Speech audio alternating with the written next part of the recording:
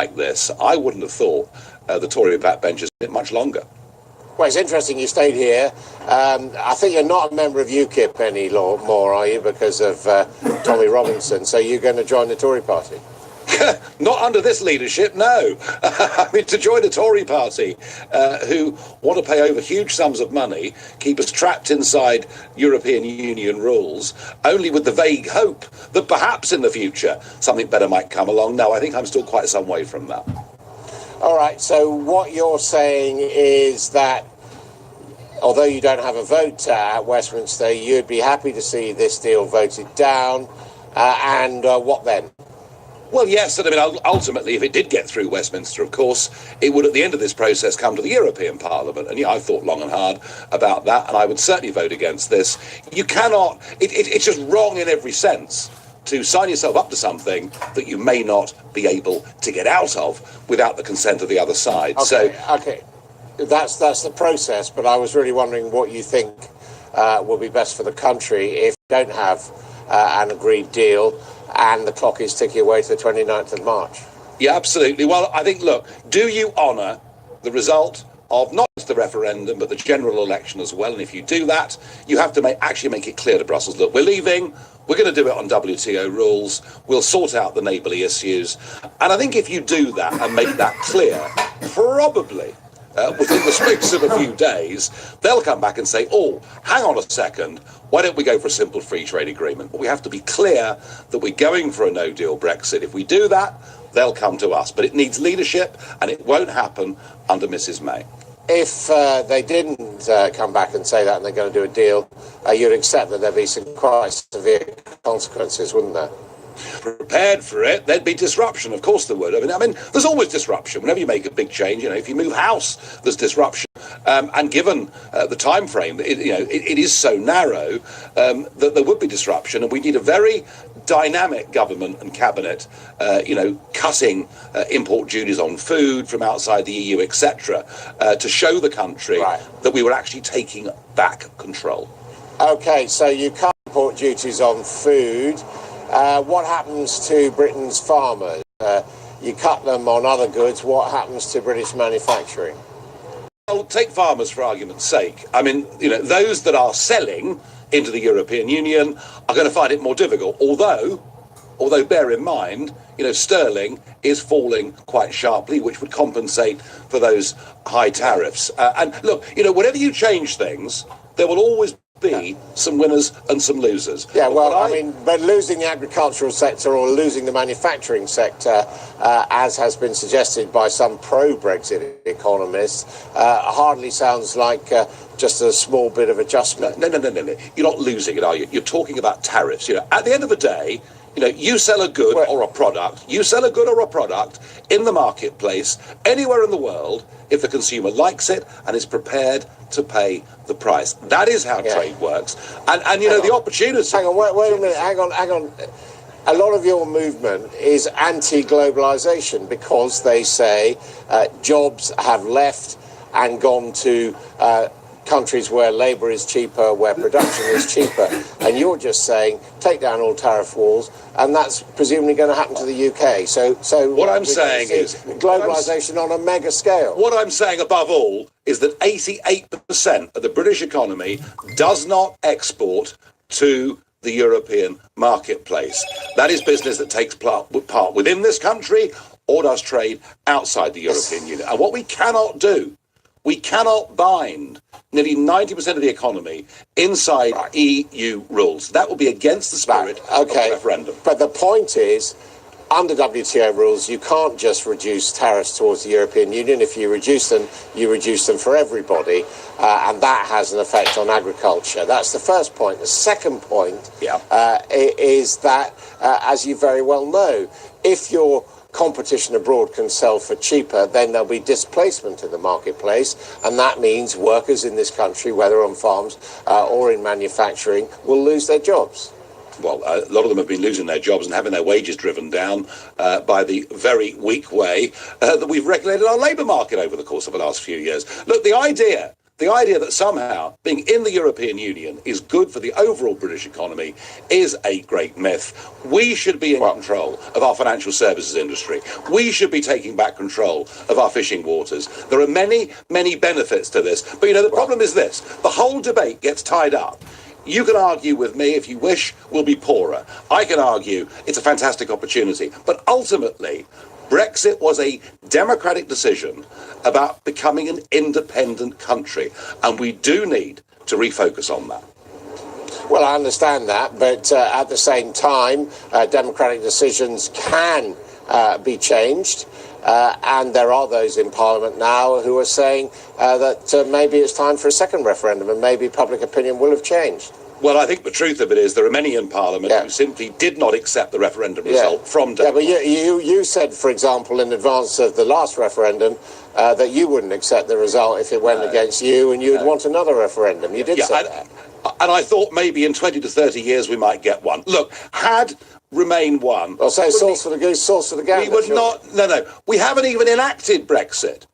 You can call for a second referendum on Brexit if you want to, but not until it's been enacted and we see how it works out. And that is what is so outrageous here. This is a willful attempt by our political class, backed up by global businesses, to frustrate the result of the greatest democratic exercise in the history of this nation. That is exactly what is going on here.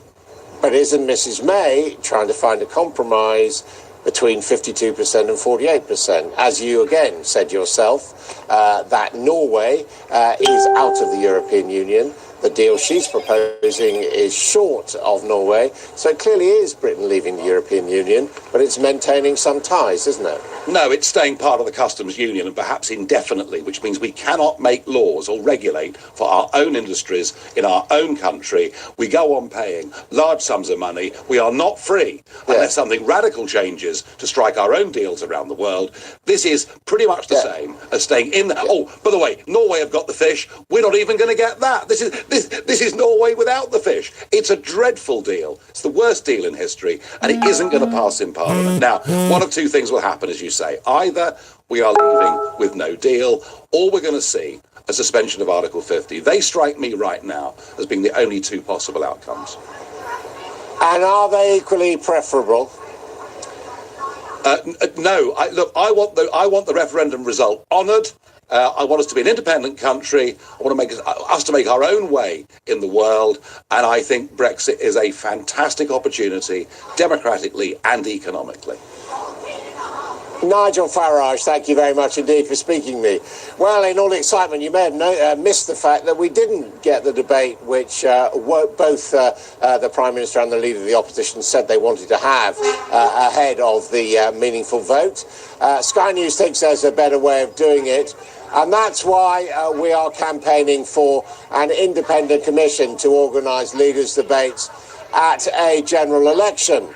And as you can see, there are now more than 117,000 people have signed that petition and added their voice to the campaign, which means MPs will now debate the petition in Parliament. That debate's going to be on January the 7th. First day MPs come back to Parliament, so we want you to keep the pressure up and continue to sign. And if you want to get involved, you can go to skynews.com/make-debates-happen and sign the petition. Well, let's go back to Colin for the rest of the news. Adam, thanks very much. A High Court judge has dismissed a judicial review brought by Paul Worthington over the death of his 13-month-old daughter, Poppy. Lawyers argued that the coroner's overstepped the mark at the inquest when he recorded the reasons for Poppy's death. Let's turn to our correspondent, Tom Parmenter, who's in Manchester. Tom, a long-running case this with a new twist. It goes back to December 2012 when 13-month-old Poppy died at her home in Barrow-in-Furness in Cumbria. And the coroner in the latest inquest recorded that sexual assault that in his view was carried out by Poppy's father shortly before she died. And this was a case that wasn't necessarily looking particularly at the findings of fact. It was more about the way in which the coroner had recorded those findings. But the High Court, sitting here in Manchester, dismissed that challenge. Lord Justice Hickinbottom said, in our view, neither the coroner's approach nor his conclusion can be faulted. He went on to say, in this case, the coroner's review was exemplary. Now, the lawyer for the mother of Poppy Worthington, who we can't identify for legal reasons, has put out a statement on behalf of Poppy's mother. In it, they say, although the latest inquest brought her closer to the devastating truth, it is likely that she may never get full closure on exactly what happened that night. She was very disappointed that he, Poppy's father, had tried to challenge the coroner rather than accepting his findings, but is relieved at today's decision. We've had no reaction from Poppy Worthington's father. He was not in court. None of the legal teams were in court. It was simply a ruling that was handed down this morning here in Manchester.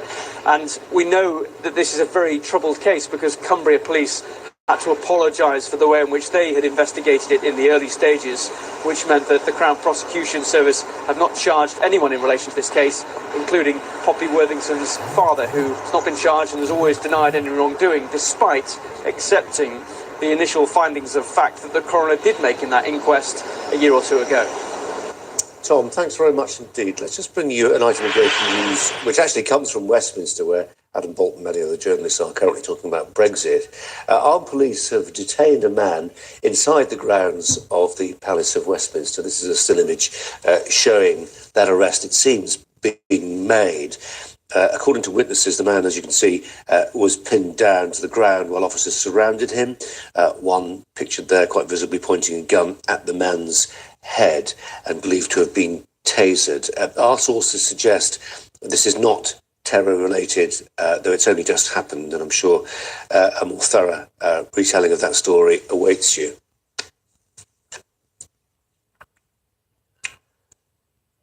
The day's other news now. Police in New Zealand, let me just tell you about that story. The police in New Zealand investigating the murder of British backpacker Grace Millane are looking for a shovel believed to be linked to her death. The appeal came as investigators revealed they'd found the body of the 22-year-old intact in an area, a bush in Auckland's Matakere Ranges. A 26-year-old man appeared in a New Zealand court yesterday charged with her murder.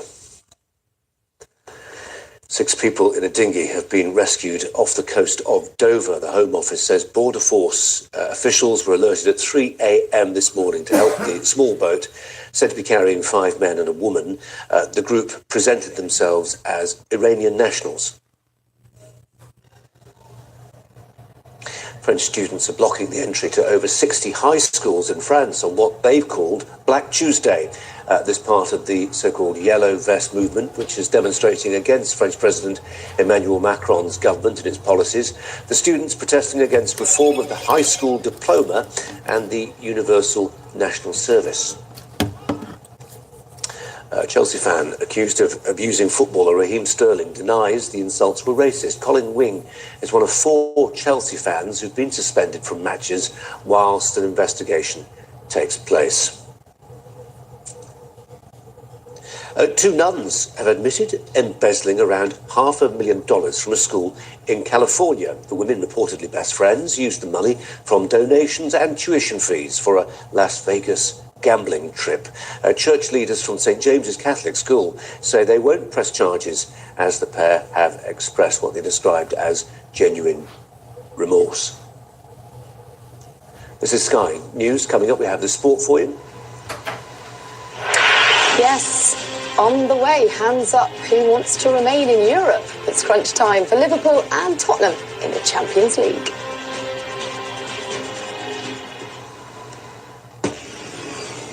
I am determined to do all I can to secure the reassurances this House requires to get this deal over the line. Does this House want to deliver Brexit?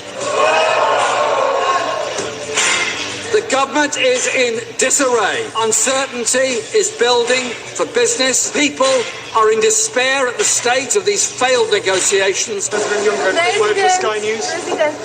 Give us your reflection. I was watching Sky News during 3 hours yesterday.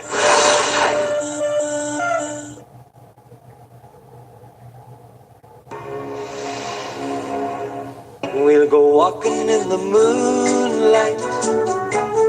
staying until midnight.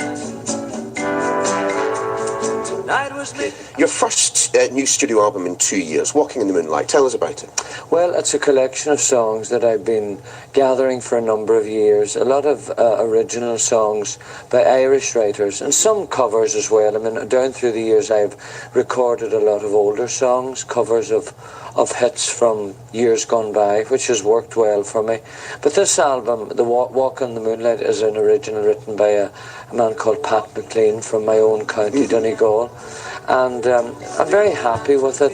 And thanks to everybody for buying it. It's in the charts. So, I mean, again, they're supporting. But they always do, don't they? I mean, let's think, do you know how many albums you have released over the course of your Well, I've recorded an album every year since 1984, sometimes two in a year. And since 1988, we've had an album on the charts. And that's down to the audience who follow what I do and support what I do, and they're great. I have to say, I know exactly how committed your fan base is. I used to work in a theatre in Scotland called the Gaiety Theatre, where you played a good few times, and I don't know that I've ever seen a response like it from an audience. The only thing I compare it to is, Kids in One Direction. These ladies were going wild for you, and they were throwing plenty of objects. Well, they really have been terrific. I started doing concerts here in the UK in 1987, and we have shows in May. We're in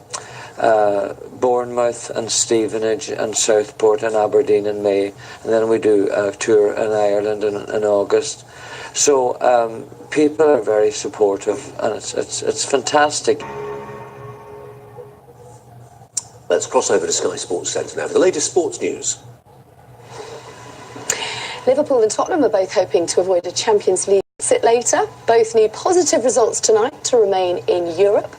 Last season's runners-up Liverpool are at home to Italian side Napoli in their final group match. A 1-0 win or a victory by 2 clear goals would see them progress to the knockout stages. We need to be ready to do what we've been doing almost the whole season. We have plenty of quality to score, and we have plenty of quality to defend them as well. Anfield is a beautiful stadium. I think that as the atmosphere is the best stadium in the world, and so because the people is really passionate. I think that for everyone, but all for the player is really nice to be here to play this kind of game. Tottenham have a tough night ahead of them. They'll reach the next stage if they beat Spanish giants Barcelona. Failing that, they can still progress if they match group rivals Inter Milan's result against Dutch side PSV Eindhoven. They are already qualified, but when you are a Barca player, as soon as you go on the pitch and you wear the Barca shirt, you have the pressure to win. So whatever is the context, they will be ready to compete. For us, we expect a tough game, and we will be ready to compete too. The former Olympic sprint cyclist Jess Varnish is giving evidence to an employment tribunal today in Manchester. Varnish is suing UK Sport and British Cycling for sex discrimination and unfair dismissal in what could be a landmark case this week. And there's more live now on Sky Sports News, and we're back here later. The weather has taken a chilly turn. Here's the forecast now.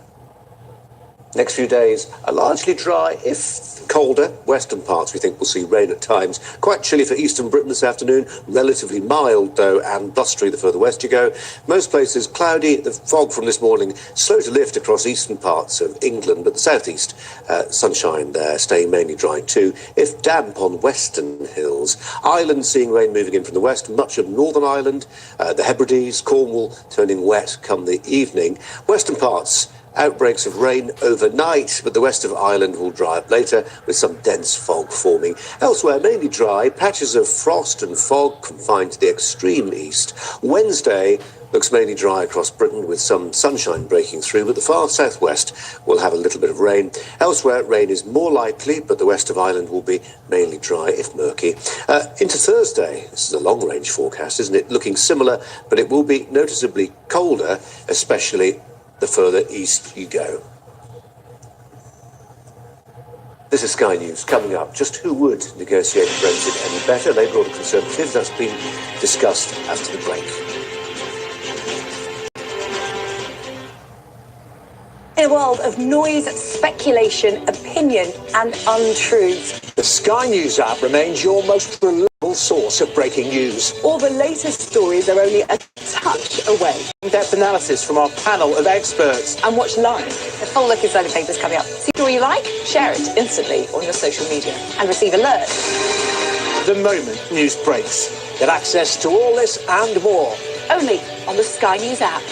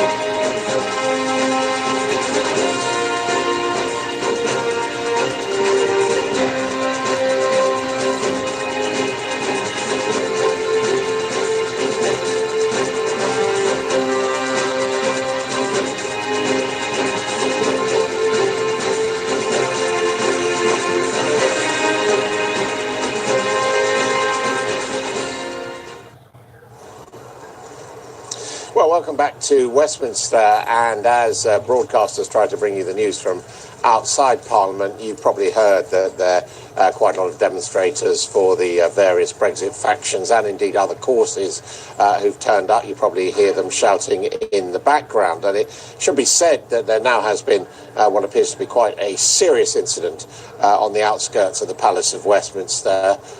This is a picture of a man being held by armed police.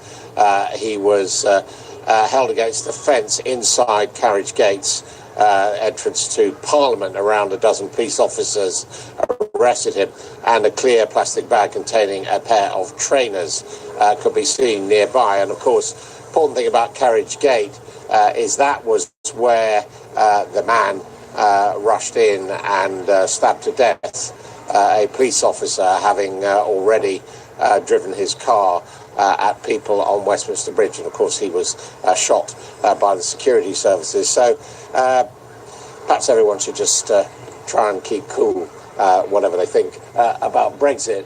Meanwhile, of course, in the Chamber, going to be an emergency debate on the government's decision to postpone that parliamentary vote on the Brexit withdrawal agreement. The Labour leader Jeremy Corbyn will open that debate in about an hour's time. with growing support for him to challenge Theresa May's leadership and actually table a confidence vote.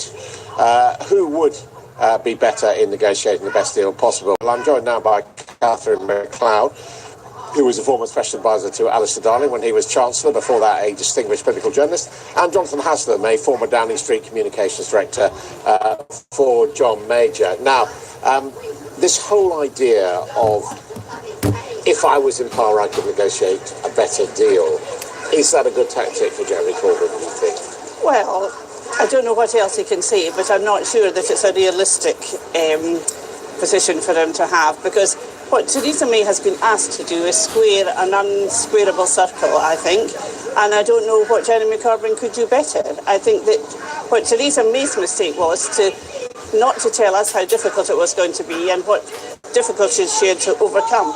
Jeremy Corbyn hasn't told us either how difficult it's going to be and what his solutions are. Now, you might hear this lady shouting, out means out, give us what we voted for, but a referendum's one thing. Actually coming out of a 45-year trade arrangement is quite another, isn't it, Jonathan? It is quite dramatic, and it's not just trade either, Adam. And when you say we voted for one thing in the referendum, we didn't. Everybody is reinterpreting what they voted for. So you have to have some sympathy with Theresa May trying to square that circle. And I do despair, actually, of our elected politicians at the moment. You said a moment ago people should keep calm. There's too much invective in this. Emotions are running riot. And when people are talking about, actually, we could contemplate a no-deal Brexit, I'd encourage them just to go and skim 538 pages of legal text which tells you how you extricate yourself from a 40-year relationship with another set of states. And that's not easy. It's actually a triumph for the civil servants and other people, despite what you think about it, and despite the Irish backstop. And this place needs to calm down and show some leadership. Whether or not there's going to be any sort of deal, I don't know. But I do know that the Parliament is not leading the nation. And the atmosphere outside here is poisonous. And it's not good for the body politic. People need to calm themselves down and come up with some realistic options. What Theresa May has actually got is not a bad deal if you understand that staying in the EU was likely to be the best one you were going to have. Is it actually down to a lack of leadership at the top of the parties, do you think? Well, I think so, but I disagree with Jonathan. I think Theresa May has come back with a bad deal, but it might be the best deal that she could get in the circumstances. But I don't think by anybody should go away with the impression that it's a good deal, because this country is going to suffer. And when Philip Hammond said nobody in this country voted to make themselves poorer, actually the people that voted to come out of Europe did vote to make themselves poorer. No one because told them that maybe, well, they did tell them that. People tried to tell them that. Alistair Darling told them that. George Osborne told them that. They were written off as scaremongers and Project Fear and so on and so forth. So they were told that. So when he says we didn't vote to make ourselves poorer, that is a consequence of it. And Theresa May is having to try and deal with that without telling us, actually, this is going to make you poorer. She has been very careful not to say this is a better deal than staying in the EU. But staying in the EU is going to maintain a standard of living, which we are going to lose if we come out of it.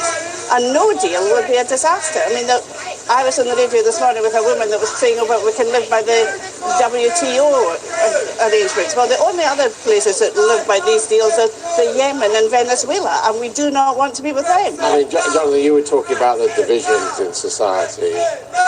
What do you say to those campaigning for the people's vote who say, well, let's have another referendum and settle it? Have that debate again. And I've never felt that actually it was an affront to democracy to say, as Catherine has said, people were misled.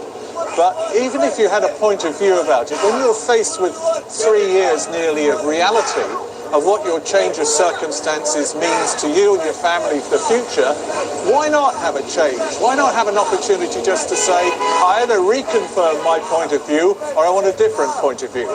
And it's not as though it was an overwhelming majority, although a large one, in favour of leaving. So people should have the opportunity to direct their country, because at the moment we have headless chickens in Parliament. I mean, the problem is if it was another 4 or 5% margin either way, it wouldn't settle it either, would it? That certainly would be problematic, but I think Jonathan is right. If we have another referendum, perhaps people will be a referendum based on facts. It will not be. People should not tolerate lies about £350 a week for the NHS. That this is the deal that Theresa May has. We know what the consequences are. No free movement, no customs barriers, hard difficulties in Ireland. So that will be on the table this time.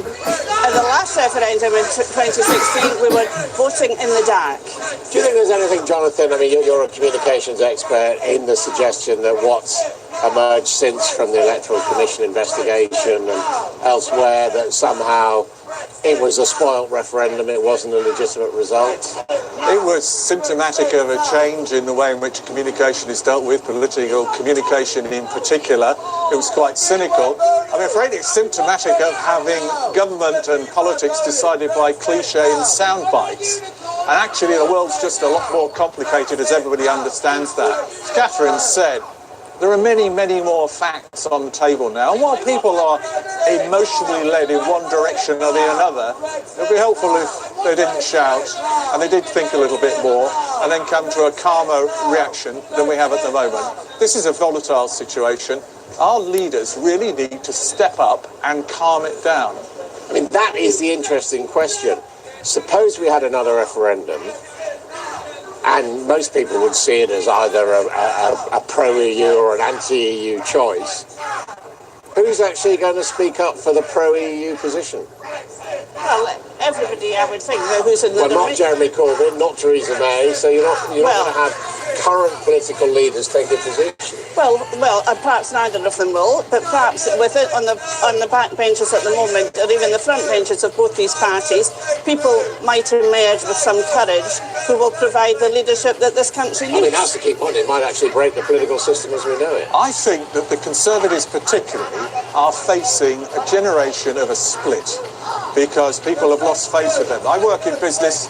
I have a number of people who ask me for advice, which is rather generous of them. They are in despair at the moment. That all decisions are being pushed off into the long distance. There are people now who could just say, we might as well be on holiday to Christmas because we aren't doing business. We aren't doing the things that are going to make this country earn money and earn its way in the future, whether we're in or out.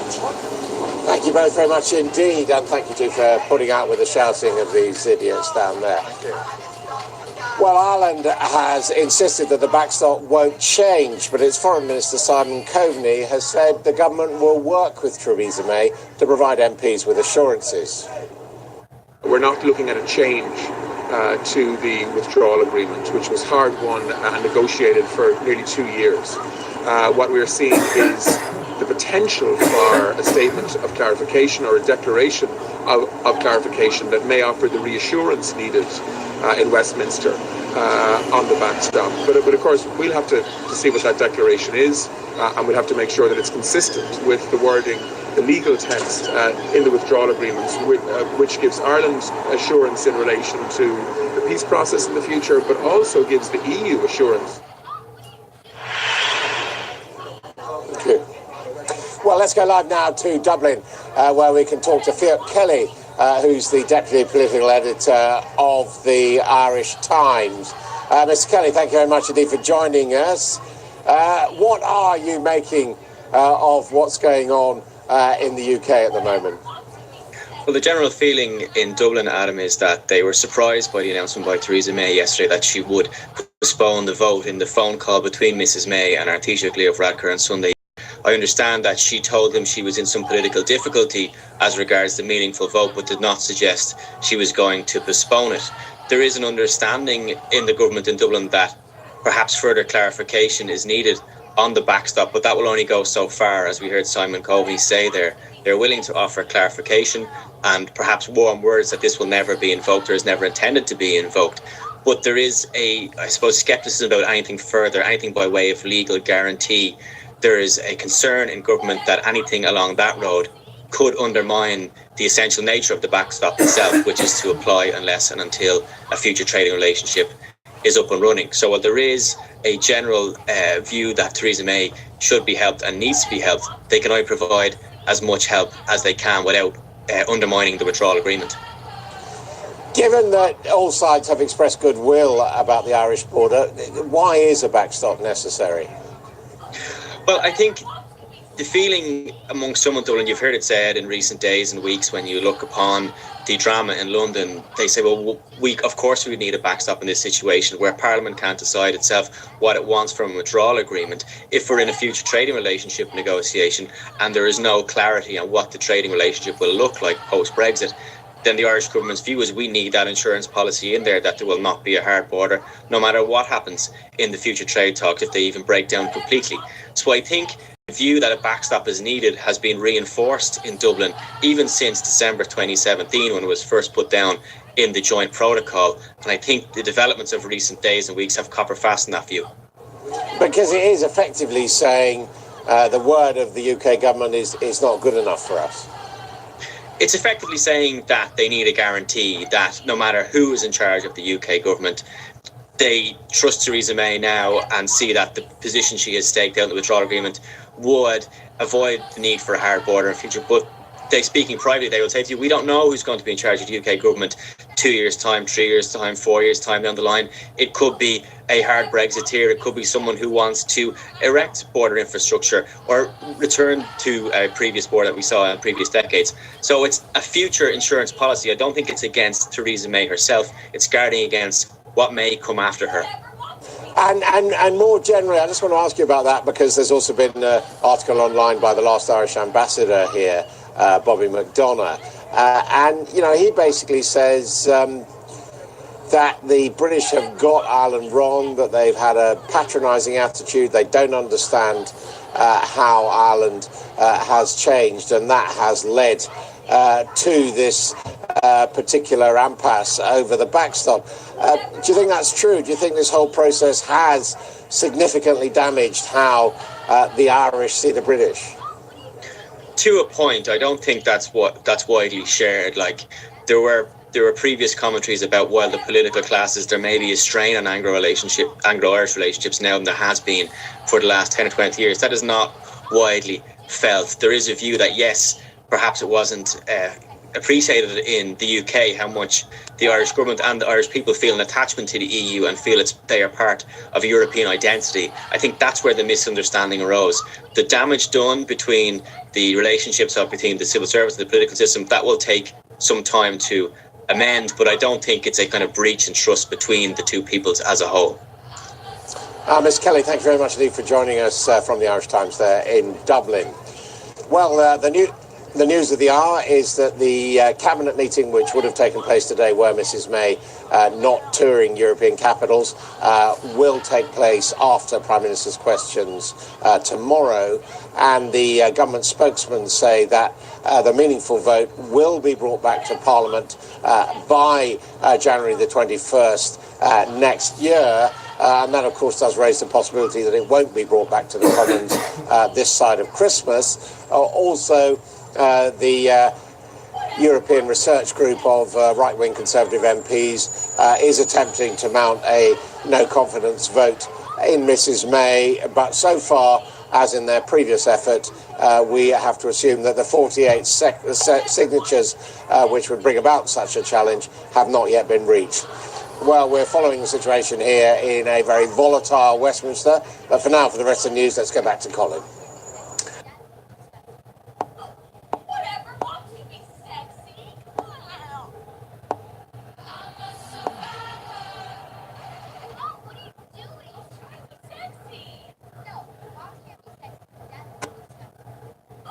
I don't know, I haven't done much research on this. He is a historical figure, though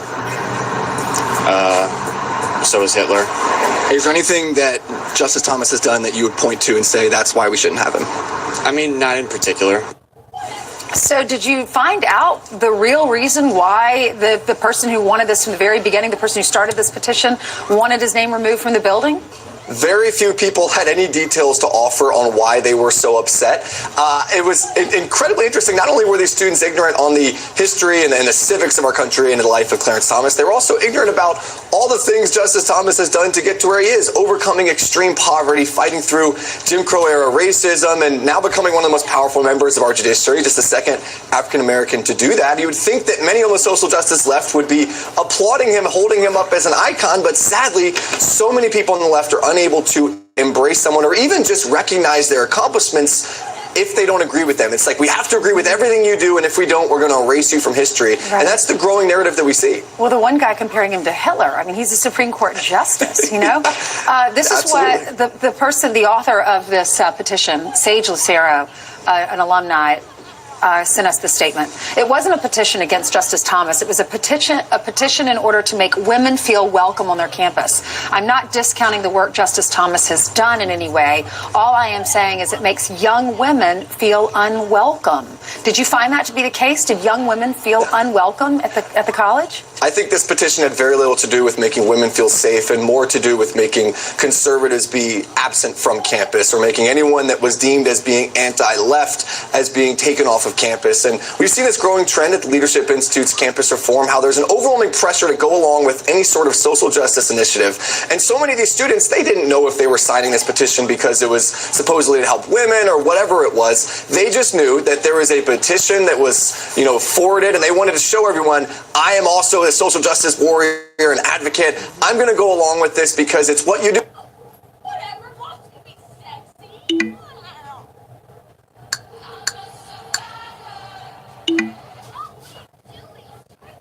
Is a fun-loving cheetah cub, and they love to play together.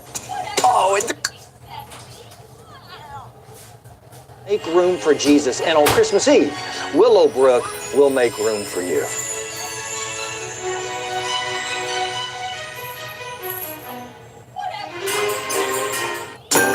Belk's Christmas sale is here. Save on bonus buys. 60% off toys. Redeem your Belk Bucks and save even more. Buy online, pick up in store at Belk.com. Day 7 of Ellen's 12 Days gets sexy with Ryan Reynolds. I'm not above taking my clothes off for money. How much? Because I have some cash on me. Plus, new music with Gwen Stefani. Watch Ellen, Tuesday at 3. All right, 6:55 as we are checking back on road conditions, and several crashes reported just in the last few minutes, including one on 431 North just before Taylor Lane in Huntsville. That says you're about to come up on the Hampton Cove area.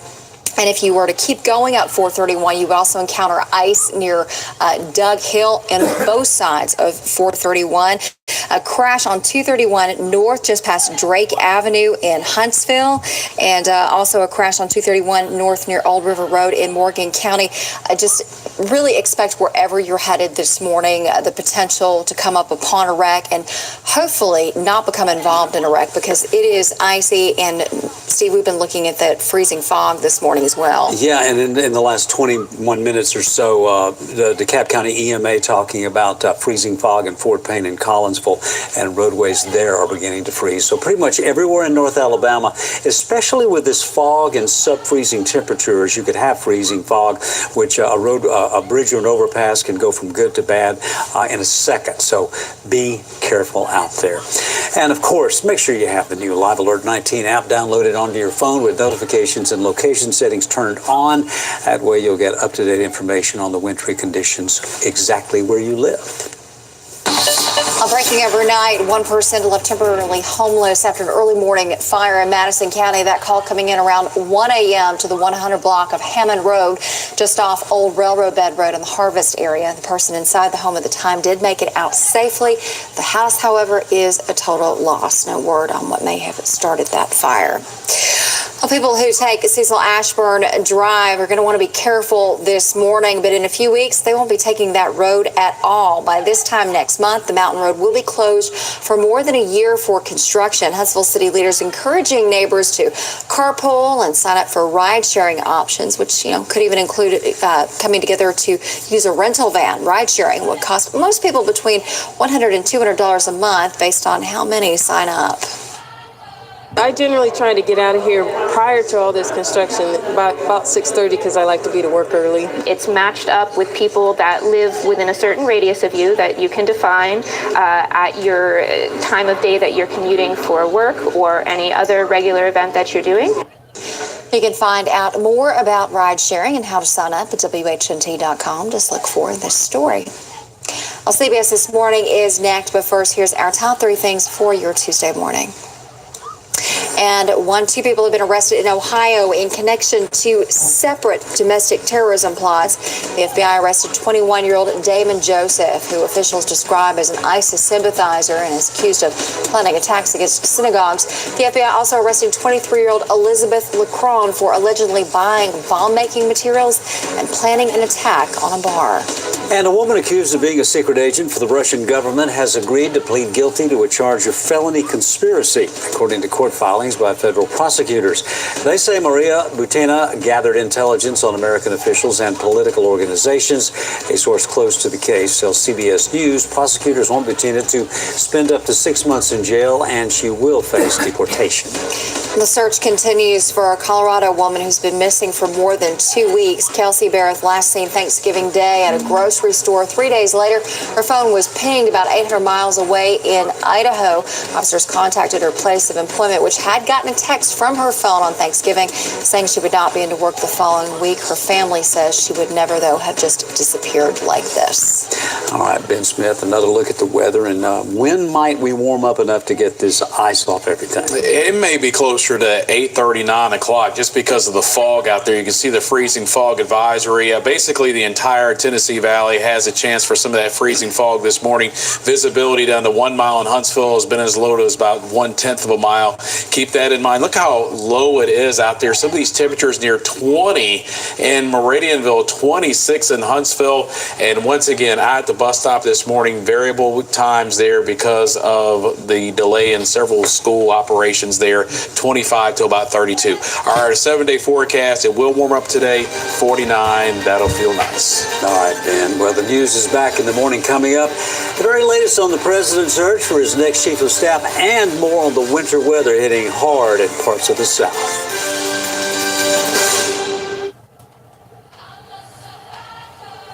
Good morning to you. It's Tuesday, December 11th, 2018. Welcome to CBS This Morning. Plunging temperatures turned a deadly snowstorm into an ice emergency in the southeast.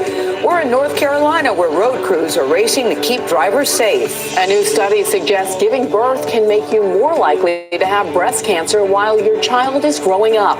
Dr. David Agus helps break this down for us and lets you know how to protect yourself. A new warning for online shoppers. You can now take out an instant loan to pay for your purchases, but with interest rates as high as 30%, it could be a bad deal. Why some say it's loan sharking with a Silicon Valley smile. Plus, only on CBS This Morning, Michelle Obama's note to self, what the former First Lady reveals about her teenage years and meeting the future president. But we begin this morning with a look at today's eye-opener. Your world in 90 seconds. The president will make the right choice for chief of staff when he's ready, and hopefully he'll choose somebody he's got great chemistry with, great relationship with. Wanted, a chief of staff for the president. A source close to the White House says he is, quote, super pissed that the vice president's chief of staff pulled himself out of the running. Parts of the southeast continue to dig out after a deadly winter storm dropped as much as a year's worth of snow in just over a day. The FBI has made 2 arrests in 2 separate terror plots in Ohio. We will not wait for someone to shoot up innocent worshipers at a synagogue or to detonate a bomb. Uproar over a video that shows a group of police officers in Brooklyn trying to forcibly remove a baby from its mother's arms. Maria Butina, a woman once accused of being a Russian spy, has reached a plea deal with federal prosecutors. Steph Curry said he doesn't believe a man ever landed on the moon. Now NASA said, we'll show you. Okay? Houston, all that? What do you think the Oscars will look like without a host? According to Variety, that is one option now that Kevin Hart has stepped down. And all that matters. The search continues for the next White House chief of staff. Nick Ayers was the front runner. He's now turned down the job. Ayers turned down the job so he could focus on helping attacking Mike Pence, as well as training at the Cobra Kai dojo and bullying the Karate Kid. On CBS This Morning. He's got no viable candidates, which is why I'd like to take this opportunity to officially throw my hat in the ring. No, I don't agree with the president's policies, and no, this won't help the country. But I believe in my heart of hearts that this could be fun for me. This morning's Eye Opener is presented by Toyota. Let's go places.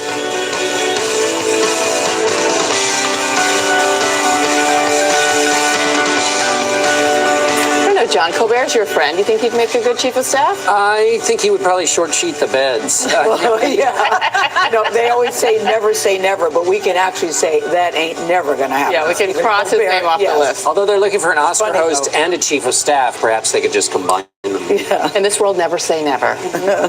Good morning, everyone. This morning, millions of people across the South face another dangerous morning commute after a pre-winter storm over the weekend.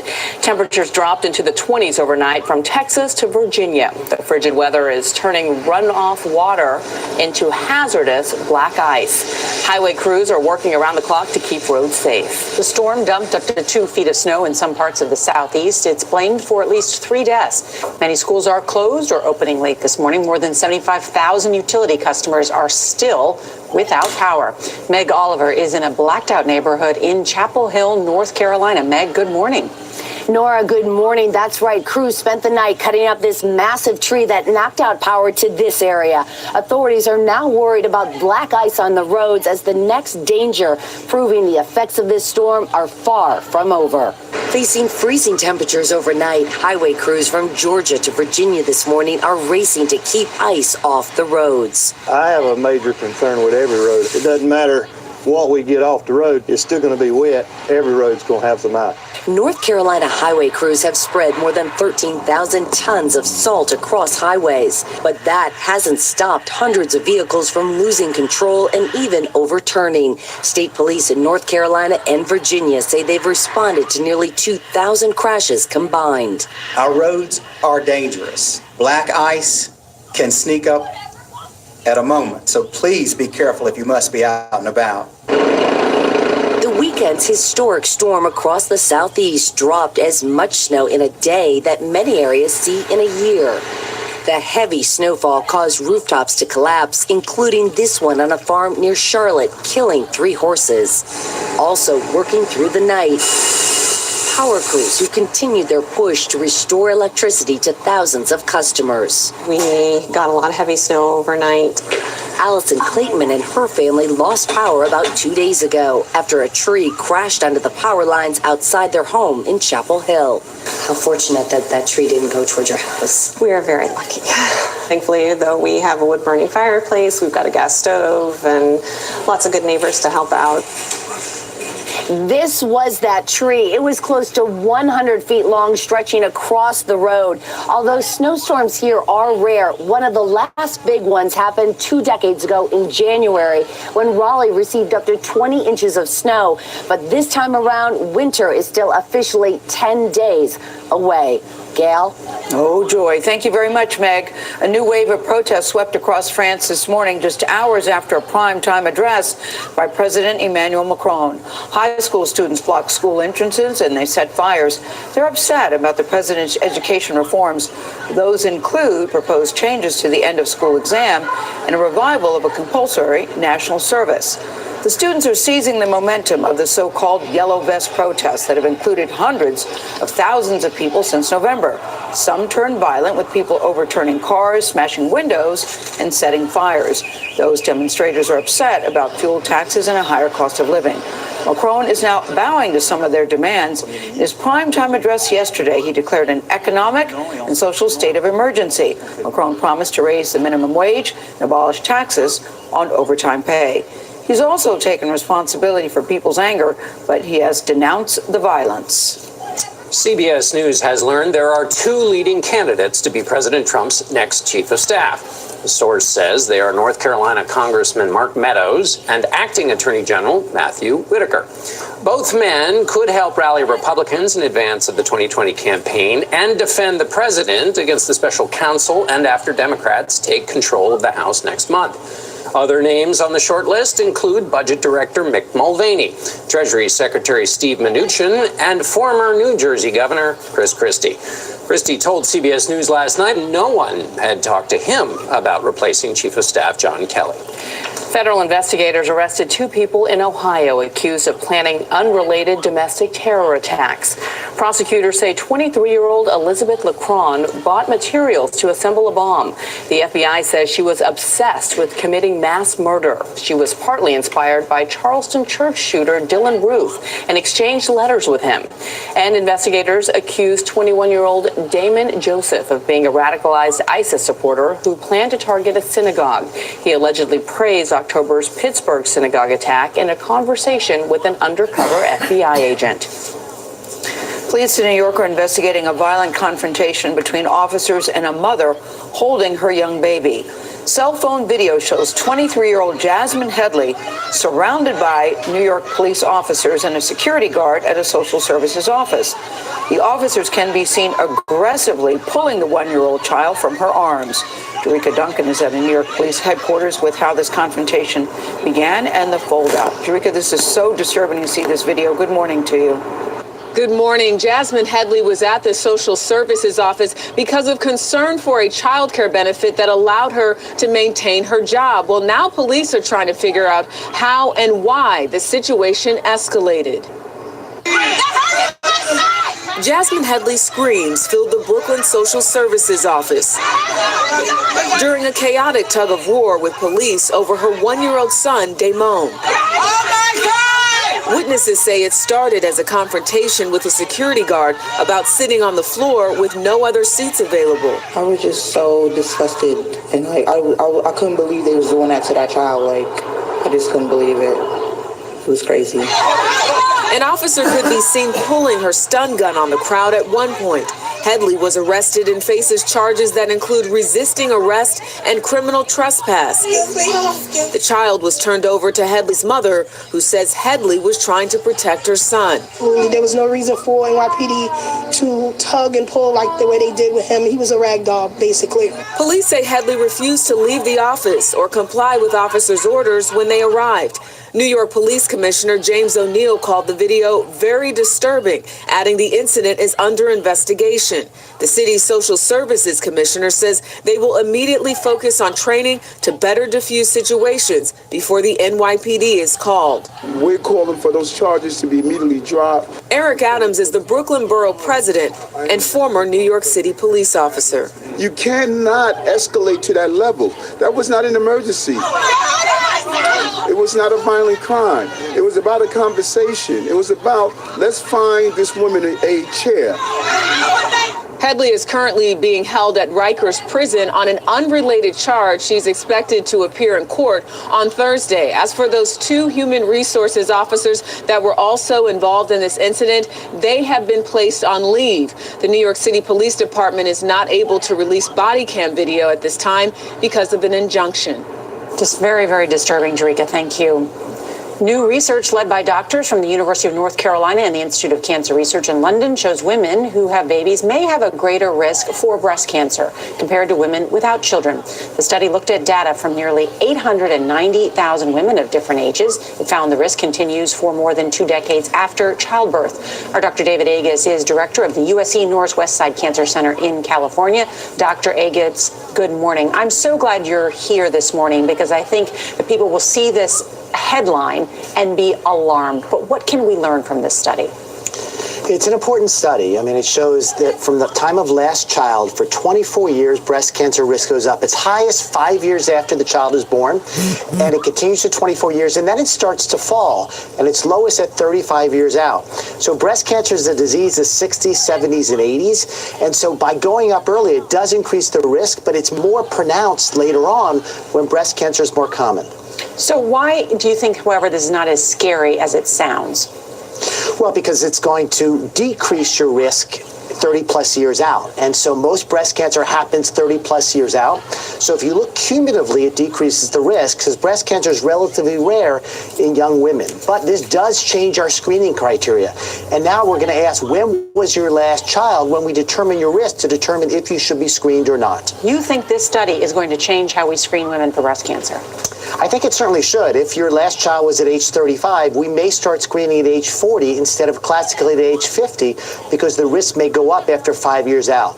And so it's very important now that doctors ask this question and put it into the history of the patient. And what is it about childbirth that increases the risk? Well, we don't know, but obviously there's an estrogen surge. Remember, breastfeeding in this study had no protective effect in either direction at all. It wasn't protective and didn't cause risk. But the estrogen surge may cause breast cancer to prevent earlier. That's a hypothesis. It certainly hasn't been proven yet. And if you have a breast cancer history in your family, what about if you want to have a child? Well, in this case, having a breast cancer history or not didn't matter in this study.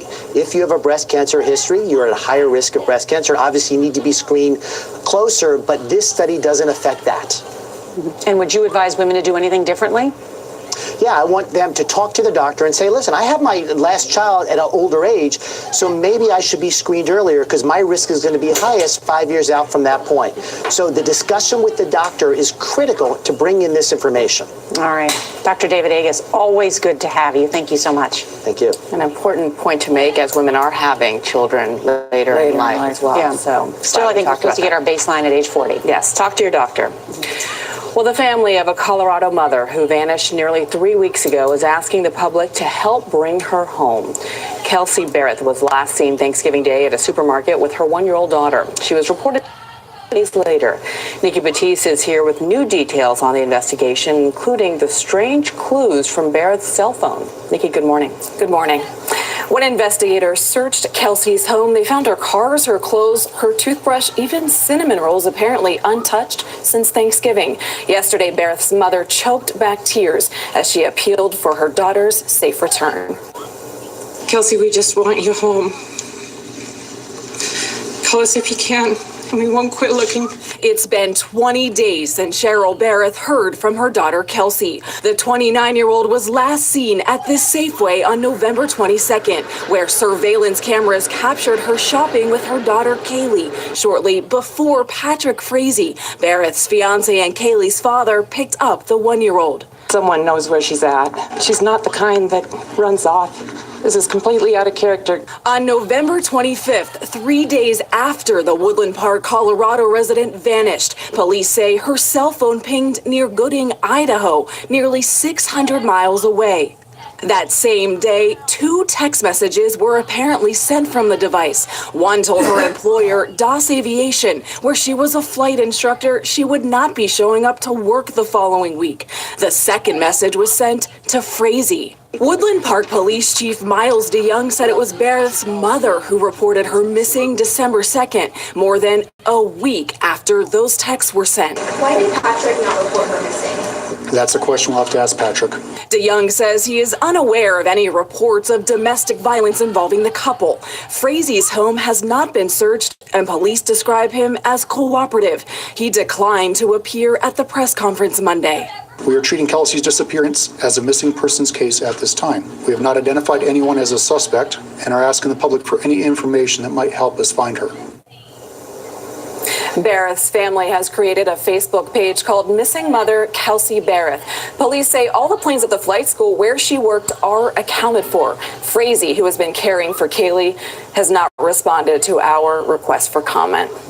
It's a very bizarre, troubling story. We can only hope she's alive. Yes. Yeah. Definitely hope that. Nikki, thank you very much. A scathing new report finds one of the largest data breaches in the U.S. history was entirely preventable. A 14-month congressional investigation slammed credit monitoring agency Equifax for lacking preventative measures. Hackers stole the personal information of 148 million Americans last year. Anna Werner shows us how the breach put you at risk and how you can safeguard your data. Anna, good morning. Good morning. The House Oversight Committee report says hackers gained access to the Equifax network in May of last year and attacked the company for 76 days. Thieves stole sensitive information, including Social Security numbers, from nearly half of U.S. adults, and some consumer advocates want Equifax to pay. And this is the credit score after consistently going down. Kelly Krause's identity theft nightmare began just months after the Equifax breach. I couldn't figure out how this could have happened, as careful as I am with my information. Krause says she discovered 12 accounts opened in her name by people using her personal information to buy things like a car, even charging an $868 veterinary bill for a pet she doesn't own. I pictured myself maybe not being able to get loans in the future, having bad credit. Now, the report from the House Oversight Committee says the Equifax breach was entirely preventable. Republican Congressman Will Hurd is on the committee. This breach could have been prevented if Equifax would have followed some very basic things when it comes to good digital system hygiene. The 96-page report says Equifax failed to modernize its technology, failed to patch its systems when vulnerabilities were detected, and stored sensitive data on out-of-date and subpar systems. Equifax told us in a statement, during the few hours we were given to conduct a preliminary review, we identified significant inaccuracies and disagree with many of the factual findings. But consumer advocates like Mike Litt with the U.S. Public Interest Research Group say the company should pay the price for harming consumers. It's really only when there's actually fines attached that we're going to see the credit bureaus take our data security seriously. Congressman Hurd says Congress should develop a national breach standard. We should be exploring whether there should be penalties for companies not following some of those very basic things. Well, the committee made several recommendations to prevent future incidents like those at Equifax, including to reduce the use of Social Security numbers as personal identifiers. And here are a few reminders of what you can do to protect yourself. Freeze your credit at the 3 agencies. Have secure passwords. We've heard that before. And hey, shred your sensitive documents. Bianca? Anna, thank you. An ex-fraternity president accused of rape avoids jail time with a plea bargain. Ahead, how the alleged victim protested to the judge in court and why more than 85,000 people expressed support for her. But first, it is 7:19. Time to check your local weather. After a cold start this morning, areas of freezing fog and black ice, a great day. We'll see a sunny sky, temperature at a 49. Now, tonight it's going to be cold again, but with a sunny sky, everything's going to dry up in a hurry today. So no problems tomorrow. Overnight low at 31 degrees and increasing clouds tomorrow. A couple of isolated showers up to 57. Overall, a nice Wednesday, 7-day forecast. Get ready for more rain Thursday and Friday, and this time it should be a decent weekend. Diabetes. Why fingerstick when you can scan? With the Freestyle Libre 14-day system, just scan the sensor with your reader or iPhone and manage your diabetes. With the Freestyle Libre 14-day system, a continuous glucose monitor, you can check your glucose levels anytime without fingersticks. Ask your doctor to write a prescription for the new Freestyle Libre 14-day system. You can do it without fingersticks. Learn more at freestylelibre.us. As a fitness junkie, I customize everything. Bike, wheels, saddle. That's why I switched to Liberty Mutual. They customize my insurance so I only pay for what I need. I insured my car and my bike. My calves are custom too, but I can't insure those. Which is a crying shame. Only pay for what you need. Liberty, liberty, liberty, liberty. We have much more news ahead. Only on CBS This Morning, former First Lady Michelle Obama talks about learning she was good enough to make her mark in the world in her note to self. Plus, Tony DeCopel explores a new trend in instant loans for online shoppers. Tony? Some tech companies offer point-of-sale loans as a credit card alternative, but consumer watchdogs are worried about who's getting them. That's ahead on CBS This Morning. This portion of CBS This Morning sponsored by Theraflu, the power to feel better. New Theraflu Power Pods, the cold and flu fighting machine you put in your machine. Press the button to brew up powerful relief. to defeat your toughest cold and flu symptoms fast. New TheraFlu Power Pods. Press, sip, relief.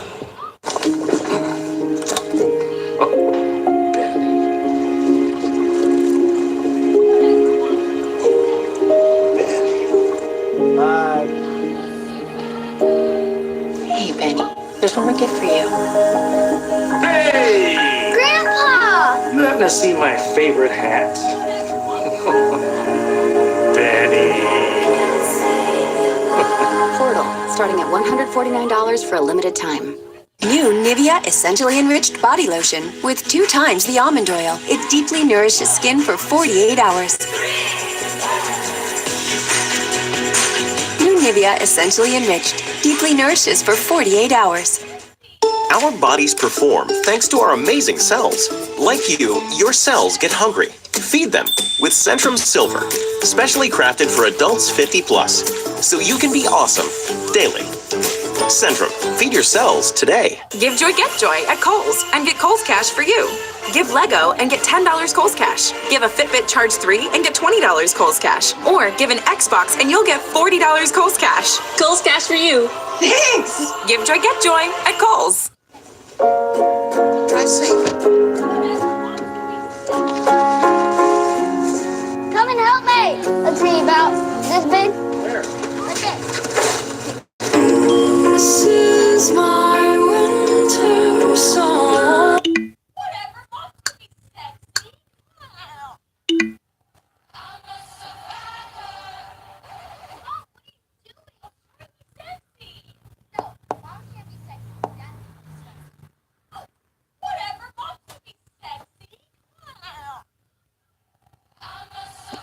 Say, oh, well, you know, it's all just the word of a known liar. Well, this known liar has a recording of it happening. So you can't really deny it's going on. The other thing that I think Republicans are forgetting, just on the sort of basest, most Machiavellian level, look how it worked out for them in the midterm election. Not very well. And so this idea that they're going to stick by, continue to stick by Donald Trump, not even a discouraging word about what is clearly criminal conduct by the president and his circle, is a bad political strategy that is likely to make 2020 look even worse for them. But they keep marching down this road. I mean, look, we can't even ask the question if this were a Democrat, because it's too painfully obvious that if this were a Democrat, these same Republicans that we have mentioned would be going crazy. But it's not even about politics. I mean, for the Republicans that we've mentioned this morning, you're not leading. You're not a leader. You are a disappointment.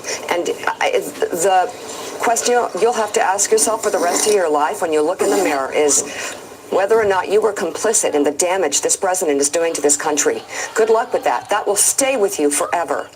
Up next, the incoming chairman of the House Intel Committee, Congressman Adam Schiff, is standing by. What's topping his list for the coming term? Next on Morning Joe.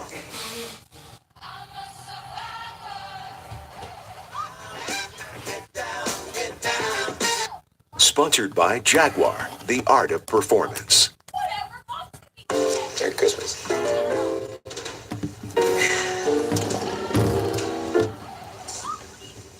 Why are there so many miles on it?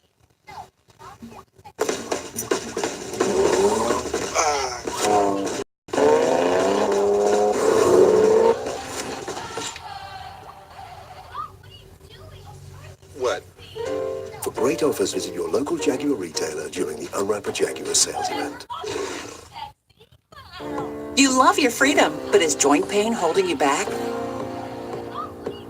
Unlike other creams, Joint Flex helps strengthen joints and gives quick and long-lasting pain relief. Flex your freedom with Joint Flex.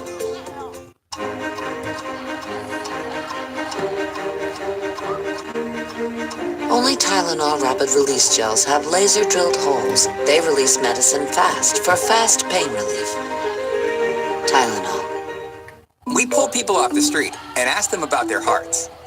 How's your heart? Well, My heart's pretty good. You sure? Yes, I think so. How do you know? You're driving a car, you have the check engine light, but the heart doesn't have a hey, check heart sign. I want to show you something. Put both fingers right on those pads. There you go.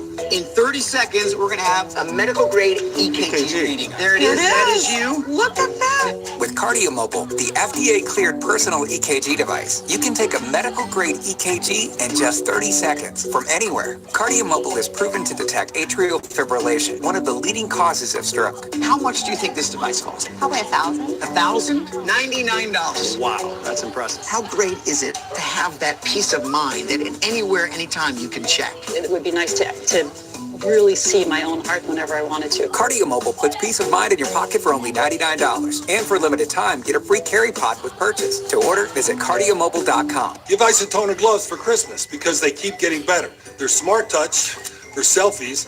Then there's 4-way stretch for flexibility. They even have Smart Dry. See? Stays dry. So get Isotoner gloves for the whole family. For powerful suction, you need a Shark. With 2 swappable batteries at maximum suction, the Shark INF80 has more runtime than the Dyson V10 Absolute. Or choose the upright model for whole home cleaning, only from Shark. A what? By who? Municipal bonds by Henry Walsh. Possibly the smartest retirement investment you've never heard of.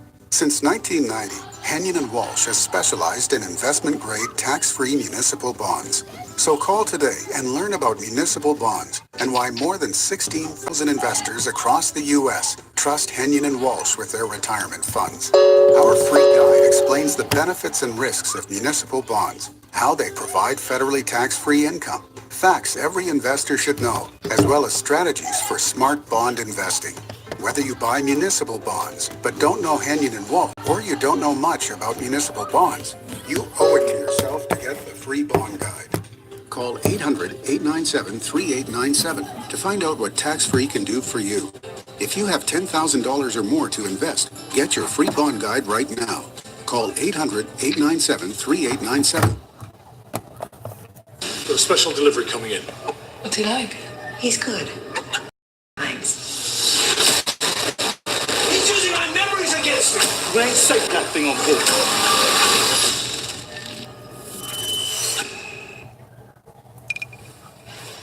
Joining us now, the incoming chairman of the House Intelligence Committee, Democratic Congressman Adam Schiff of California. Also with us, visiting scholar at the Carnegie Endowment and host of Deep State Radio, David Rothkopf. And David, I want to start with you.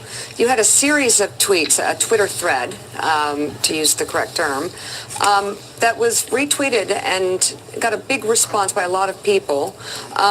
Summarize the argument that you made so that I get it perfect.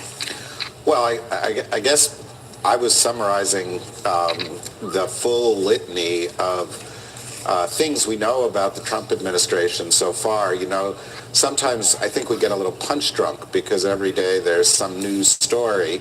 And it makes us forget the one the day before and the day before. So it's not just Maria Butina. It's not just what Michael Cohen has said. It's not just what had to do with Paul Manafort or Konstantin Kilimnik or the Trump Tower or Jared Kushner or the meeting in the Seychelles.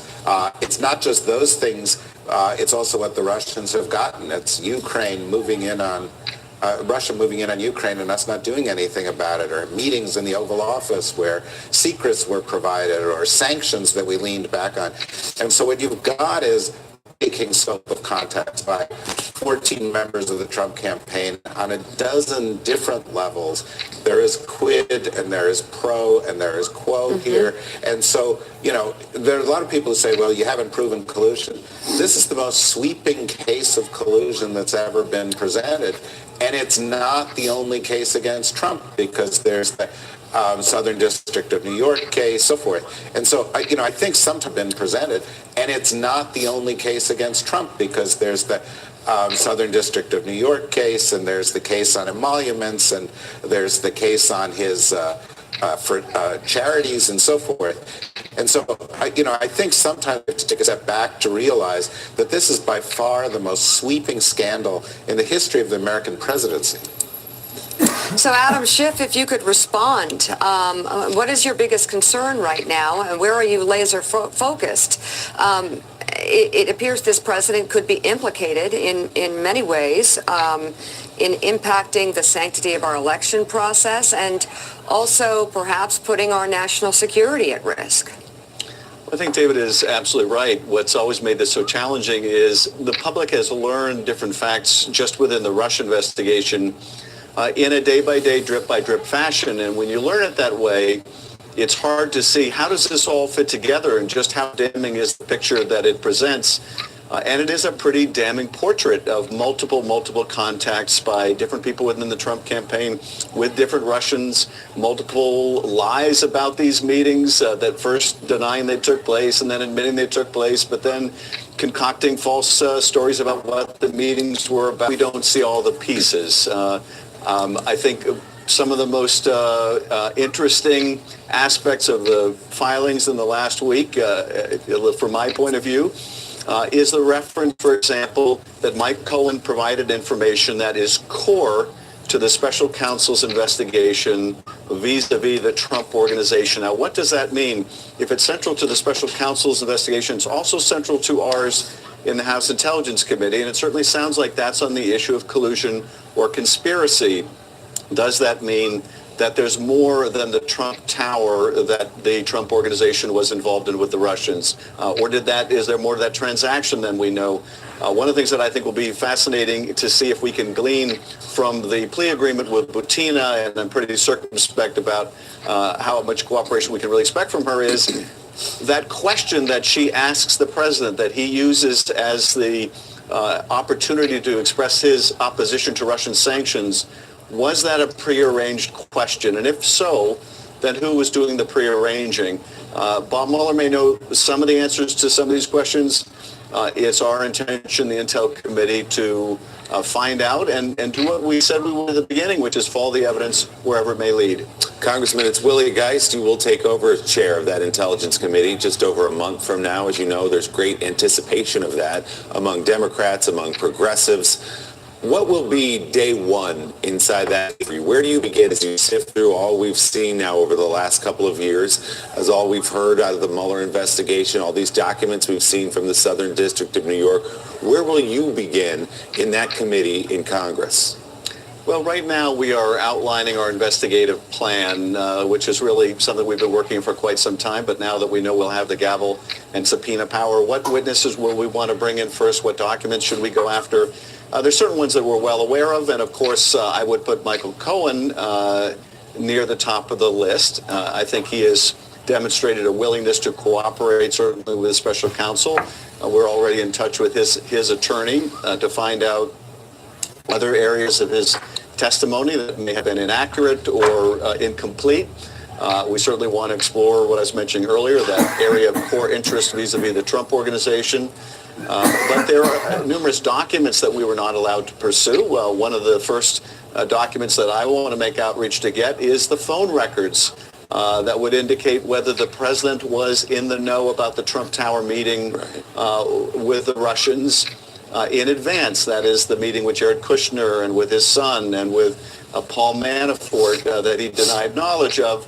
We know that there's a call from a blocked number during the setup of that meeting. We want to know, was that from the President of the United States?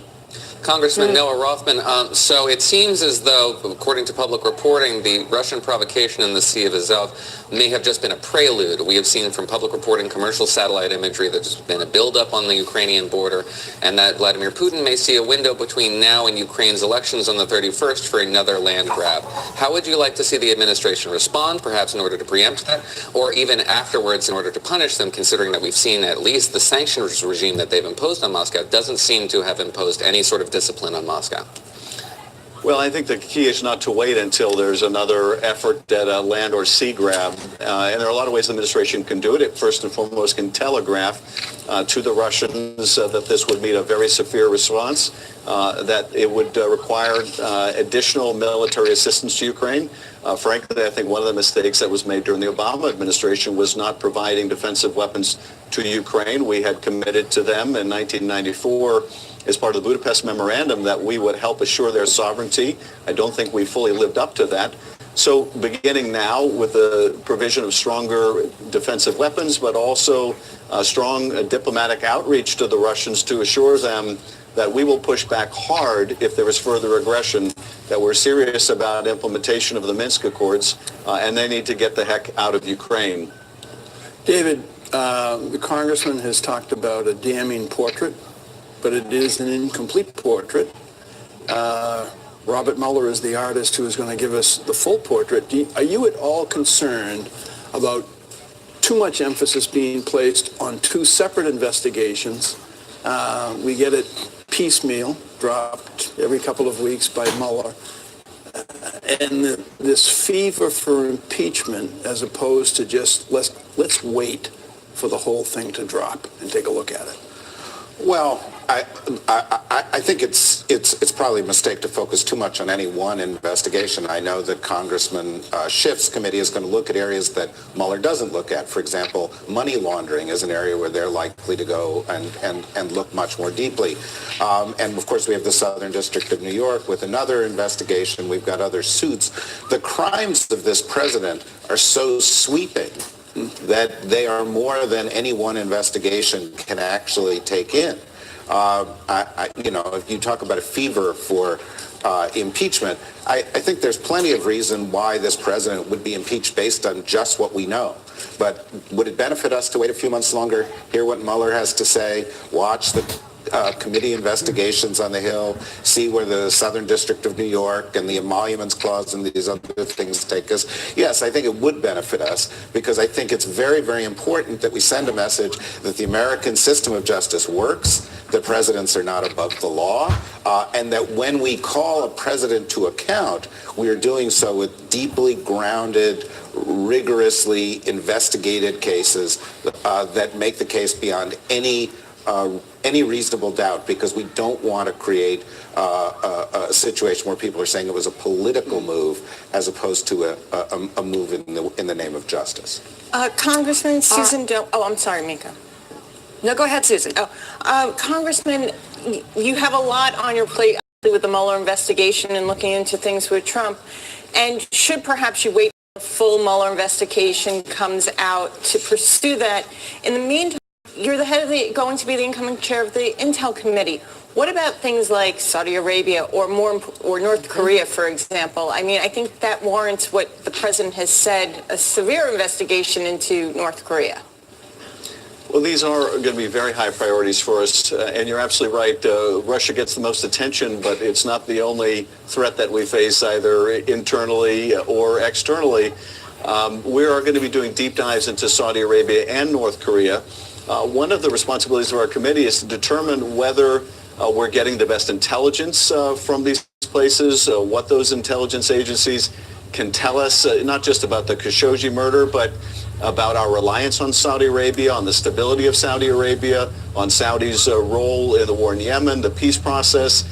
With respect to North Korea, can we believe the assurances by our president that we can now sleep well at night because North Korea is irrevocably on the path of denuclearization? That isn't consistent, I think, with what I'm seeing. And we want to make sure that the country and policymakers have the best, the use of the best possible intelligence to assess our foreign policy. So that will be absolute priorities. We are not going to be able to have the luxury of waiting until Bob Mueller is finished. There was some discussion of that initially, whether the Congress should defer to the special counsel. That would have meant we would be deferring for a year and a half. But we are going to look at issues in particular that may not be the subject of the special counsel's work, and money laundering is very much among them. Congressman Adam Schiff, thank you so much. And David Rothkopf, thank you as well. Up next, we'll find out who Time Magazine picked for its 2018 Person of the Year. America's leadership in the world came to us because of our own strength. Free elections, a free press. The essence of free communication must be that our failures as well as our successes will be broadcast around the world. When people are given the chance, inevitably will choose a free press. Gives voice to the voiceless, exposes injustice. I consider the media to be indispensable to democracy.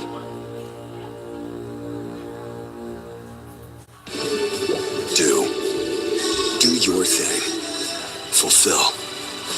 Realize. Love. Not like. Be extraordinary. Turn off the highway and soar.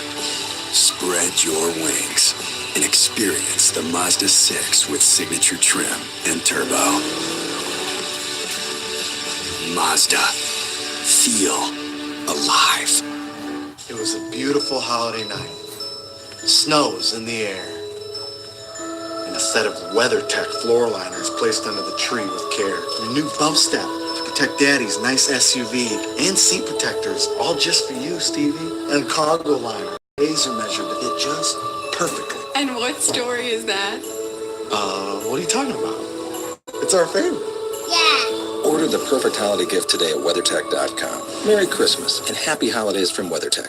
Smart news. Most of the time, my husband's wrong. But when he's right, it's thanks to Smart News. So we both love Smart News. It has news from all sides. Plus, Smart News is 100% free. He's right. Finally, download Smart News for free now. The typical vacuum head has its limitations, so Shark invented Duo Clean.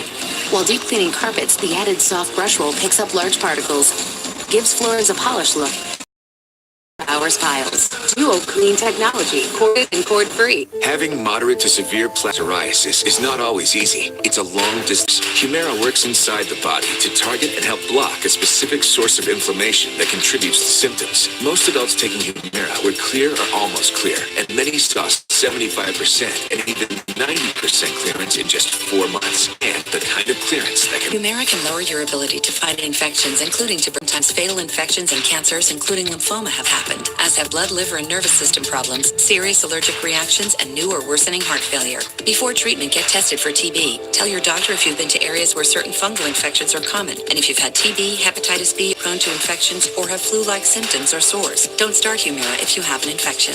Join over 250,000 patients who have chosen Humira. Ask about the #1 prescribed biologic by dermatologists. Humira and go. Winter nasal congestion. Is it a cold, sinus pressure, allergies? For all of them, there's Allegra D, a maximum strength decongestant plus a powerful non-drowsy antihistamine for 24-hour relief. This winter, the answer is Allegra D. We are fixers. We can fix almost anything. Cracked hands. Whoa. Gold Bond Cracked Skin Cream precisely fills, soothes, and protects cracks. 91% said cracked skin felt smoother. Whoa. Gold Bond Cracked Skin Cream. I use my new steel building as a workshop and a garage, and I love it. And now you can get the steel building you've always wanted and save big. For a limited time, Future Steel, the world's leader in steel buildings, is selling off selected models at rock-bottom prices. Save $400, $900, $1,600, up to $2,000 on selected models during this limited time inventory sell-off. Simply call the number on your screen or visit us online for a free brochure and list of sell-off buildings. Call right now.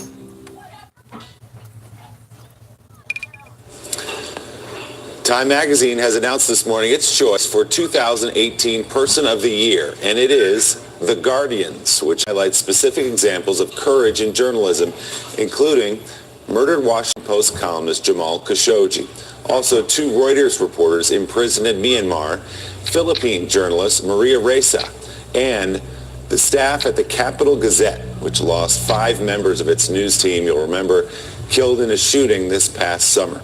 And joining us now, Time Magazine's editor-in-chief and CEO, Edward Felsenthal. Ed, good to see you this morning. Good to be back. So we're just talking about how agonizing this is for you all every year. Take us inside the room. What was the debate and how tough was the choice? This was a tough year. I watched your segment yesterday, and it looked easier around this table than it was for all of us back at the office. You know, the stories, the main storylines of 2018 were moving really into last week. And so it was a tough year. But, you know, I think when we really stopped to look at the major themes, the common thread is the manipulation, abuse of trust, democracy in crisis. And so we chose to highlight these individuals who are standing up for truth and free expression at a moment when technology and the political environment are threatening both around the world. Was there any hesitancy within the debate around the table about this selection, about the self-reverence about the media, ourselves, self-absorption, stuff like that? These are people, all of them, who took great risks, faced unimaginable obstacles, in some cases gave their lives for the pursuit of facts, of truth, and there's an extraordinary quote from Khashoggi in one of his last columns where he says, I still worry every morning and ponder the choice I've made to speak my mind. This is an existential for democracy, for freedom that extends well beyond journalism, well beyond Trump, well beyond all of us. I mean, whether it is or not, it's going to be interpreted by the president and his allies as a rebuke of him. He calls journalists enemy of the people. He's very antagonistic towards the enterprise. And it's been a very bad year for journalists. So this is deserved. But is it a rebuke of this president? For all the name calling, we still live in a country in the United States where a news organization sue the White House and win at the hands of a Trump-appointed judge. We're a country where Jamal Khashoggi actually took refuge. The rhetoric, I think lots of signs and evidence of it being used by dangerous actors around the world, and that's an issue. But the U.S., for all our trouble, for all the contentiousness, remains a beacon, I think, for hope and for truth and for free expression around the world. And when you look at who else was in the running, if you will, number 5 was the president of South Korea. So how so? Kicked off the conversation, brought the North back into the fold. We'll see where it all goes, but a brave and remarkable move, but it's still very much unfolding, which I think is why he landed where he did. But I think one of the main themes, storylines of the year, certainly. When does the in-house debate about the selection process begin? How long does it go on? How many meetings are there? We have, it's been nonstop, pretty much 24 hours a day for 3 months. We start with a terrific meeting of the entire staff at the end of September, where we people around the world dial in, and we debate and discuss the people of the year, the themes of the year. It's really a great way to, actually, a lot of wonderful story ideas come out of it, but it's a spirited discussion, the entire staff, and over time the circle narrows, but the debate continues. Some years there's an obvious player early in the process. This year, as I said, the storylines were moving really into last week. We showed the list. We have 3 weeks left. Who knows what can happen? That's right. Number 2 is Donald Trump on the list. Number 3 is Bob Mueller. We've gotten drips and drabs out of his investigation. His name may be even more prominent next year, perhaps. We're at the beginning of the crescendo of this story. He has had a remarkable, methodical year, as you all were just discussing in the last segment. About 36 people and entities charged with almost 200 crimes laid out in page-turning detail. The way the Russian influence operation unfolded has certainly had enormous impact on the year, but I think this may well be the big story of 2019. We'll see. And we were saying all this well, you could have a president of the United States every year effectively. You could, especially absolutely. This president, you could make the case for it. So what was the conversation between 1 and 2? What did that debate look like? Well, Trump's, and as you say, any president, all presidents, and I think especially this president's, had extraordinary impact, of course, on the year, and the headlines around the globe, reshaped the Supreme Court, immigration, regulation. It was also, and exposed the weaknesses of our system. But I think what was interesting about this year is that it also exposed the strength, revealed the strength of the system.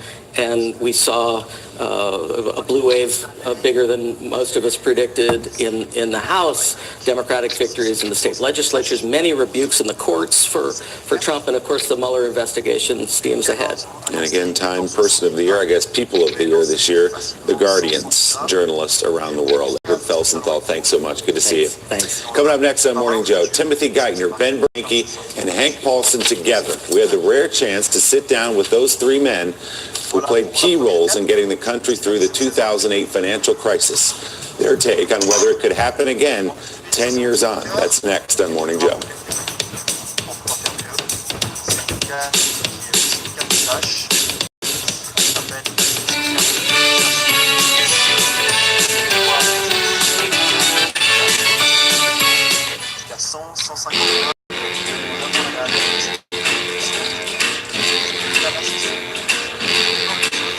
I want to be with you. Yes, I do. Everywhere you go, I want to be with you. The greatest wish of all is one that brings us together. The Lincoln Wishlist event is here. Sign and drive off in a new Lincoln with zero. Donc, pour le lac Léman, moi j'ai servi 3 coloris, d'accord? Coloris perche, coloris bleu, d'accord? 1 hour from now, we're going to watch it very closely for you this morning. Also, the president's about to host Nancy Pelosi and Chuck Schumer at the White House. Border wall, government shutdown. Kellyanne Conway addresses all of that. She is live in a moment here. Ken Starr's our headliner today. We'll go through all this legal mess here, so come join Sandra and me. We'll see you in about 12 minutes. Top of the hour in America's Newsroom. Guess who just bagged the biggest unicorn in the valley? Best $1.3 billion I ever spent. You should have asked Markham. Ever wonder where the people with all the answers get all the answers? Ask Markham, accountants and advisors. The pistachio is a healthy snack. Excuse me. Appreciate that. An age of unrealistic body expectations. Excuse me. On TV, magazine covers, and elevator weight sensors. Cowards! Excuse me, I'm just gonna go to my car. Oh, really? What kind of car you drive?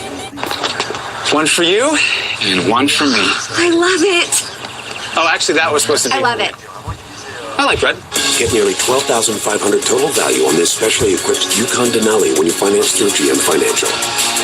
I work hard to protect this tuchus. To take care of any messy situations and put irritation in its place. And if I can get comfortable keeping this tuchus safe and protected, you can get comfortable doing the same with yours. Preparation H. Get comfortable with it. Google CEO gets grilled. Transparency, alleged political bias. Jim Jordan was in the hearing. Now he reveals the shocking testimony on Tucker tonight. For a nasty cold, take new Dayquil Severe with Vicks VapoCool and vaporize it with an intense rush of Vicks Vapors. New Dayquil Severe with Vicks VapoCool. The daytime coughing, stuffy head, vaporize your cold medicine. Here at Snowfest. For your worst sore throat pain, try new Vicks VapoCool drops. It's not candy, it's powerful relief. Vaporize sore throat pain with new Vicks VapoCool drops. Arrive in style. Stay in style. At the Bahamas' most elegant all-inclusive resort. With its own private offshore island adventure, which is a vacation of its own. Experience 10 world-class restaurants and drink to your heart's content. Sandals Royal Bahamian. Experience 2 vacations in one at the Bahamas' best resort. Call 1-800-SANDALS. Hello, friend. Pat Boone here. We all know that Christmas is the most wonderful time of the year when you give the gift of Wonder Bible, the incredible Bible that speaks to you. Ye are the light of the world. This Wonder Bible presents the entire Old and New Testaments in a presentation you'll never forget. So then faith cometh by hearing. Remember, friend, the most inspirational gift you can give this holiday is Wonder Bible. Now for only $39.99. You'll receive a free charging cable, and Wonder Bible comes with a built-in earphone jack. They've even included 10 meditation music tracks. You can even double your entire offer. Just pay a separate fee, and they'll even ship it free. Wonder Bible is fully guaranteed. So order now, and Merry Christmas. To order, call 1-800-349-7990 or order at wonderbible.com.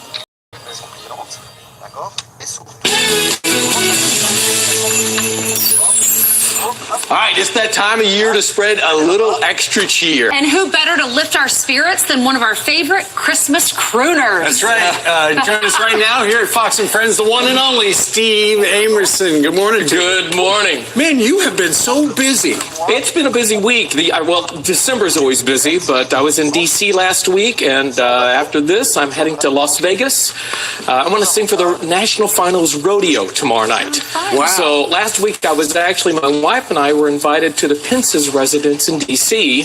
And he remembered you from? Well, I met them 25 years ago, and so my wife and I are there at the party, just as invited guests, and Mrs. Pence walks over and says, "Steve, you need to sing something for our guests." So you can't say no to her, can you? Yeah, what do you say? By Yeah, the way, no? just to plug Fox Nation, I took an exclusive tour behind the scenes and saw what only Steve has seen, the inside the Vice President's residence. The Naval Observatory. It's a lovely place. So it's a great time of year, and I love spreading cheer. All right, let's do some of that right now. What are you going to sing for us? I'm going to sing a song called Mary, Did You Know? Oh, so touching. All right, ladies and gentlemen, Steve Amerson.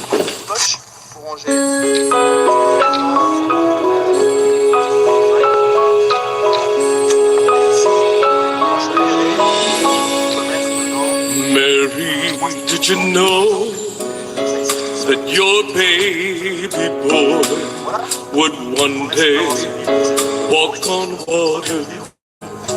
Mary, did you know that your baby boy would save our sons and daughters? Did you know that your baby boy had come to make us new? And this child that you deliver would soon deliver you. Oh, Mary, did you know? Did you know?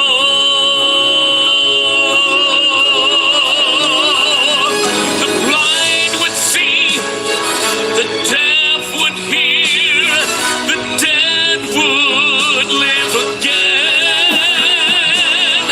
The lame would leap, and the dumb would speak the praises of the Lamb.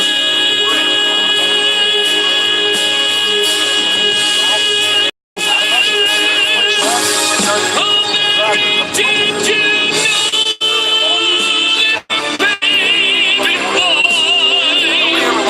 Lord of all creation? Mary, did you know that your baby boy would one day rule the nation? Did you know that your baby boy was heaven's perfect lamb? And the sleeping child holding is the great